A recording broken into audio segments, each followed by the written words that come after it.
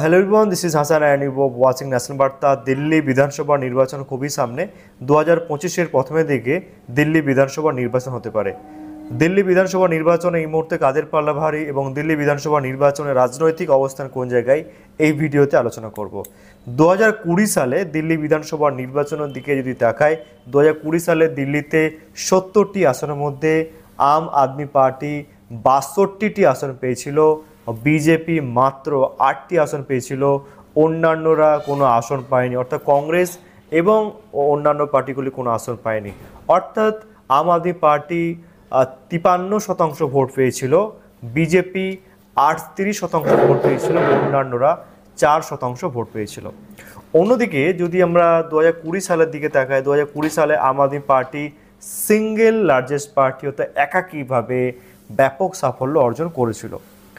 এবং একটু যদি ইতিহাসের দিকে তাকায়, দিল্লিতে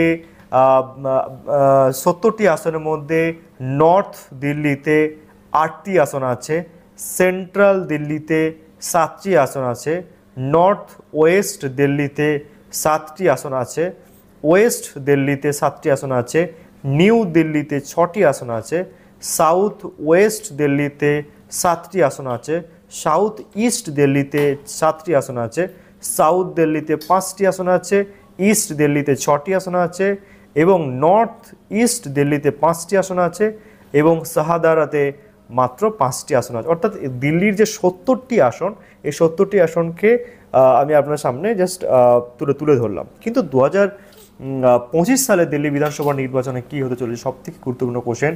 আম আদমি পার্টি ইতিমধ্যে 11 জন ক্যান্ডিডেটের নাম, 11 জন প্রার্থী তালিকা ইতিমধ্যে প্রকাশ করেছে, এবং আম আদমি পার্টি পরিষ্কারভাবে জানিয়েছে যে দিল্লি বিধানসভা নির্বাচনে আম আদমি পার্টি একাকীভাবে কারোর সাথে জোট করবে না, সিঙ্গেলভাবে লড়বে। অন্যদিকে বিজেপি তার মতো করে এখন থেকে প্রচার শুরু করে দিয়েছে, এবং আমরা জানি যে দিল্লিতে এই মুহূর্তে কেজরিওয়াল, তিনি মুখ্যমন্ত্রী পদে নেই, তিনি রিজাইন দিয়েছেন, এবং তার পরিবর্তে আতিশি নারলেনা তিনি এই মুহূর্তে দিল্লির মুখ্যমন্ত্রী, এবং আতিশি তিনি বলেছেন যে সব কিছু কেজরিওয়াল, আম আদমি পার্টি সুপ্রিমো অরবিন্দ কেজরিওয়ালকে সামনে রেখে হবে।